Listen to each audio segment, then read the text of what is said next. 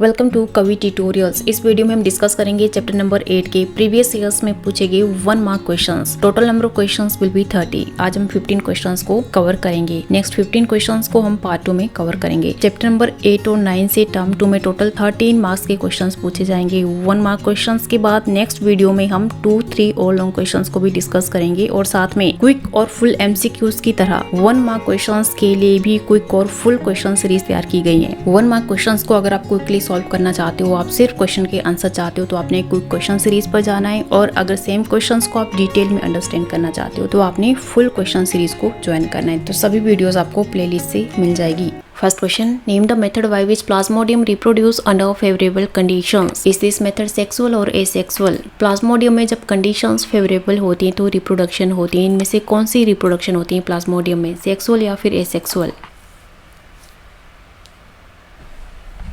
Yes, it's answer will B asexual reproduction. और asexual reproduction का भी कौन सा टाइप होता है? Multiple fission. तो इस तरह से प्लाज्मोडियम में मल्टीपल फिजन होता है। फिजन 2 टाइप का होता है, बाइनरी फिजन और multiple fission. Multiple fission unicellular organism में होता है। इस तरह के ऑर्गेनिजम्स जिनके पास सिंगल सेल प्रेजेंट होता है। किस तरह से? जब कंडीशंस अनफेवरेबल होती है, मतलब जब proper amount of food, temperature और मॉइस्चर प्रेजेंट नहीं होता है, तो ऑर्गेनिज्म के आउटसाइड एक सिस्ट की फॉर्मेशन होती है। और जैसे ही सिस्ट की फॉर्मेशन होती है, न्यूक्लियस डिवाइड करता है मल्टीपल डॉटर न्यूक्लियाई में इस तरह से। और डॉटर न्यूक्लियाई के आउटसाइड एक मेम्ब्रेन की फॉर्मेशन हो जाती है। बाद में जब कंडीशंस फेवरेबल हो जाती है तो सिस्ट रिजॉल्व करता है इस तरह से और डॉटर न्यूक्लियाई बाहर की ओर रिलीज हो जाती हैं। जैसे ही डॉटर न्यूक्लियाई बाहर की ओर रिलीज होती है तो डॉटर न्यूक्लियाई से इंडिविजुअल सेल की फॉर्मेशन हो जाती है। इस तरह से प्लाज्मोडियम में मल्टीपल फिजन होता है। और प्लाज्मोडियम की वजह से कौन सी बीमारी होती है? Malaria. Next question, name the causative organism of the disease काला आजार and it's mode of asexual reproduction. आपने उस ऑर्गेनिज्म का नाम बताना है जिसकी वजह से काला आजार नाम की बीमारी होती है, साथ में उसमें एसेक्सुअल रिप्रोडक्शन होता है। तो किस टाइप का एसेक्सुअल रिप्रोडक्शन होता है? यस, काला आजार डिजीज इज कॉज्ड बाय लेशमेनिया। और लेशमेनिया में होता है binary fission. Binary fission asexual reproduction का पार्ट है। दिस इज लेशमेनिया, जिसकी वजह से काला आजार नाम की बीमारी होती है। बाइनरी फिजन अमीबा और पैरामीशियम में भी होता है। अमीबा और पैरामीशियम की कोई भी डेफिनेट शेप नहीं होती है, बट लेशमेनिया की एक डेफिनेट शेप होती है। इसको बीच से अगर काट दिया जाए तो ये 2 इक्वल हाफ में डिवाइड हो जाता है। बाइनरी फिजन होता है जब कंडीशंस फेवरेबल होती है, मतलब जब adequate amount of food, temperature और मॉइस्चर अवेलेबल होता है। एक सिंगल मदर सेल से 2 डॉटर सेल्स की फॉर्मेशन होती है। तो इस तरह से लेशमेनिया में लॉन्गिट्यूडिनल वे से बाइनरी फिजन होता है। सेम वे से अमीबा में भी बाइनरी फिजन होता है। एक मदर सेल से 2 डॉटर सेल्स की फॉर्मेशन होती है। Adequate amount of food, temperature और मॉइस्चर की प्रेजेंस में अमीबा में बाइनरी फिजन स्टार्ट हो जाता है। First of all nucleus divide करता है इस तरह से, और साथ में साइटोप्लाज्म भी डिवाइड होता जाता है। और बाद में साइटोप्लाज्म बिल्कुल सेपरेट हो जाता है और 2 डॉटर सेल्स की फॉर्मेशन हो जाती है इस तरह से। Next question, name the life process of an organism that helps in the growth of its population. Living organism के उस लाइफ प्रोसेस का नाम बताना है जो उसकी पॉपुलेशन की ग्रोथ में हेल्प करता है। यस, इसका आंसर आएगा रिप्रोडक्शन। रिप्रोडक्शन पॉपुलेशन की ग्रोथ के लिए जरूरी होता है। और रिप्रोडक्शन में लिविंग ऑर्गेनिजम्स अपनी ही तरह न्यू इंडिविजुअल्स को प्रोड्यूस करते हैं। फॉर एग्जांपल, ह्यूमन बीइंग्स अपनी ही तरह न्यू इंडिविजुअल्स को प्रोड्यूस करते हैं। डॉग से आगे फर्दर डॉग की फॉर्मेशन होती है, काऊ से आगे काऊ की फॉर्मेशन होती है।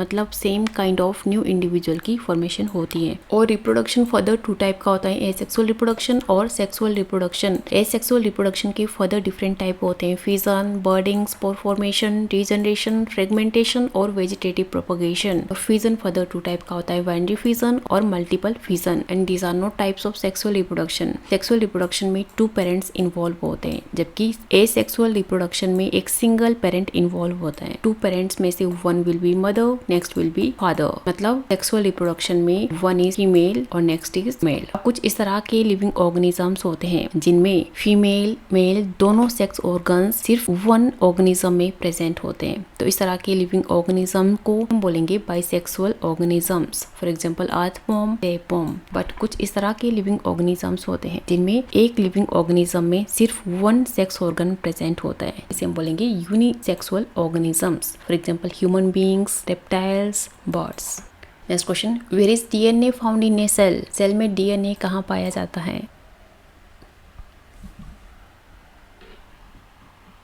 Yes, DNA is found in chromosome. Cell में न्यूक्लियस प्रेजेंट होता है। न्यूक्लियस के अंदर इस तरह से थ्रेड लाइक स्ट्रक्चर प्रेजेंट होता है जिसे हम बोलते हैं क्रोमोसोम। क्रोमोसोम के अंदर जो इस तरह से डबल हेलिकल स्ट्रक्चर नजर आ रहा है इसे हम बोलेंगे डीएनए। मतलब DNA is found in chromosome, chromosome is present in nucleus and nucleus is found in cell. Next question, name the method by which planaria reproduce under favourable conditions. Is this method sexual और asexual? आपने उस method का नाम बताना है जिसकी वजह से प्लेनेरिया फेवरेबल कंडीशन में रिप्रोड्यूस करता है। क्या ये मेथड सेक्सुअल है या फिर एसेक्सुअल? यस, प्लेनेरिया में होता है एसेक्सुअल रिप्रोडक्शन। और एसेक्सुअल रिप्रोडक्शन का कौन सा टाइप होता है? Regeneration. This is very interesting. आपने देखा होगा कुछ एक लिविंग ऑर्गेनिजम्स में अगर कोई बॉडी पार्ट कट जाता है तो उस टाइम के बाद वो बॉडी पार्ट फिर से रीजनरेट हो जाता है, बट उस बॉडी पार्ट से एक न्यू इंडिविजुअल की फॉर्मेशन होना इस तरह से आपने कभी नहीं सुना होगा, but it happens in regeneration. Regeneration होती है प्लेनेरिया में और हाइड्रा में। दिस इज वेरी इंटरेस्टिंग क्योंकि इसमें क्या होता है कि अगर लिविंग ऑर्गेनिज्म में एक्सीडेंटली बॉडी पार्ट कट हो जाते हैं तो ईच बॉडी पार्ट से एक न्यू इंडिविजुअल की फॉर्मेशन हो जाती है, इसे हम बोलते हैं रीजनरेशन। और planaria is a part of flatworm. उसी तरह से हाइड्रा में भी रीजनरेशन होती है। हाइड्रा में भी एक्सीडेंटली अगर बॉडी पार्ट कट हो जाते हैं तो ईच बॉडी पार्ट से एक न्यू इंडिविजुअल की फॉर्मेशन होती है। Next question, name the method by which Spirogyra reproduce under favourable conditions. Is this method sexual और एसेक्सुअल? आपने उस मेथड का नाम बताना है जिसकी वजह से स्पायरोकारा में फेवरेबल कंडीशन में रिप्रोडक्शन होती है। क्या ये रिप्रोडक्शन सेक्सुअल होती है या फिर एसेक्सुअल? या स्पायरोकारा में होता है एसेक्सुअल रिप्रोडक्शन। और एसेक्सुअल रिप्रोडक्शन का भी कौन सा टाइप होता है? फ्रेगमेंटेशन। स्पायरोकारा इज वेरी इंटरेस्टिंग क्योंकि ये बिलोंग करता है ग्रीन एल्गी को और ये फ्रेश वाटर में पाया जाता है, फॉर एग्जांपल पॉन्ड्स, लेक्स। और मेडिसिन के पर्पज से भी इसका यूज किया जाता है क्योंकि ये एंटीबैक्टीरियल होता है, एंटीऑक्सीडेंट होता है, एंटी इन्फ्लेमेटरी होता है। और इसमें फ्रेगमेंटेशन किस तरह से होती है? मेच्योर होने पर पेरेंट ऑर्गेनिज्म फ्रेगमेंट्स में ब्रेक हो जाता है और बाद में ईच फ्रेगमेंट से न्यू इंडिविजुअल की फॉर्मेशन हो जाती है इस तरह से। और फ्रेगमेंटेशन होती है मल्टी सेलुलर ऑर्गेनिज्म में। फ्रेगमेंटेशन में भी इस तरह से 2 फ्रेगमेंट की फॉर्मेशन हो रही है। बाइनरी फ्यूजन में भी 2 डॉटर सेल्स की फॉर्मेशन हो रही है, बट इनमें डिफरेंस क्या है? फ्रेगमेंटेशन होता है मल्टी सेलुलर ऑर्गेनिज्म में, जबकि बाइनरी फ्यूजन होता है यूनिसेलुलर ऑर्गेनिज्म में। और बाइनरी फ्यूजन में मदर सेल से जो 2 डॉटर सेल्स की फॉर्मेशन होती है वो कंप्लीट होते हैं दोनों। बट फ्रेगमेंटेशन में पेरेंट ऑर्गेनिज्म से जो डॉटर फ्रेगमेंट्स की फॉर्मेशन होती है they are incomplete, they are not complete. वो बाद में न्यू इंडिविजुअल्स में ग्रो कर जाते हैं। Next question, when a cell reproduces what happens to its DNA. जब सेल रिप्रोड्यूस करता है तो इसके डीएनए के साथ क्या होता है?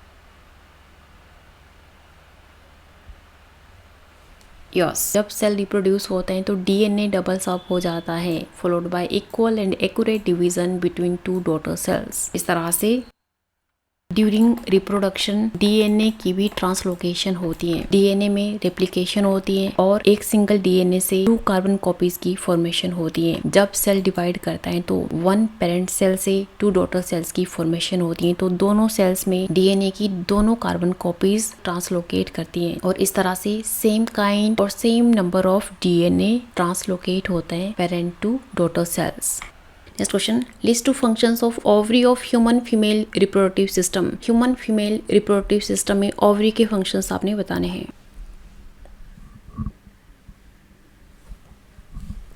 यस, ओवरी में थाउजेंड्स ऑफ एग्स की फॉर्मेशन होती है और हर मंथ ईच ओवरी एक एग प्रोड्यूस करती है और साथ में ओवरी एस्ट्रोजन हार्मोन भी सिक्रीट करती है।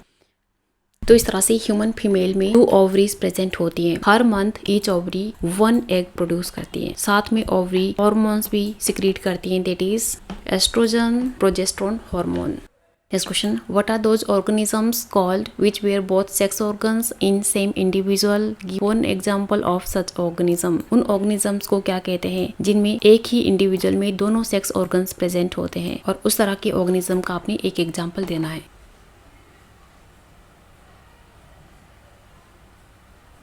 यस, बाइसेक्सुअल ऑर्गेनिज्म में दोनों सेक्स ऑर्गन्स प्रेजेंट होते हैं। For example earthworm, leech, starfish, hibiscus flower and mustard plant. इस तरह के प्लांट्स जिनमें फ्लावर्स प्रेजेंट होते हैं, इनमें दोनों सेक्स ऑर्गन्स प्रेजेंट होते हैं। Next question, list 2 functions performed by testis in human. Human में टेस्टिस के एटलीस्ट 2 फंक्शंस आपने बताने हैं। ये टेस्टिस में स्पर्म्स की फॉर्मेशन होती है, साथ में टेस्टिस भी मेल सेक्स ऑर्गन प्रोड्यूस करते हैं, that is testosterone. Next question, name 2 simple organisms having the ability of regeneration. At least 2 organisms के आपने नाम बताने हैं जिनमें की रीजनरेशन की एबिलिटी होती है, जो रीजनरेट करते हैं। यस, प्लेनेरिया, हाइड्रा और अर्थवॉर्म, इन तीनों में रीजनरेशन होती है। Next question, how does the embryo gets nourishment from the mother. Mother से एम्ब्रियो को नरिशमेंट किसकी हेल्प से मिलती है?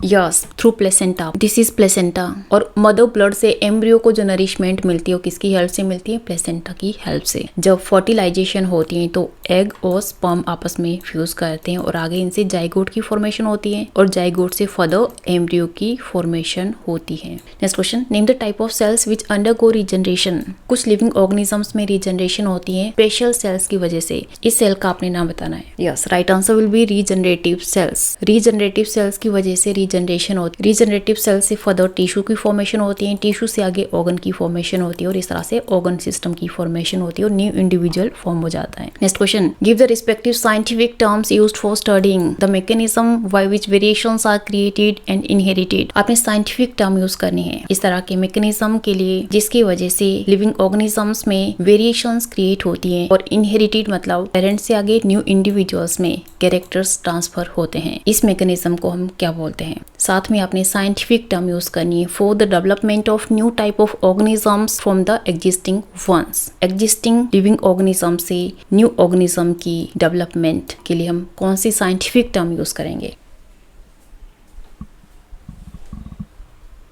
The mechanism by which variations are created and inherited is called heredity. Heredity की वजह से variations create होती हैं, साथ में पेरेंट से जो कैरेक्टर होते हैं वो आगे न्यू इंडिविजुअल्स में भी ट्रांसफर होते हैं। और development of new type of organisms from the existing one is called fission.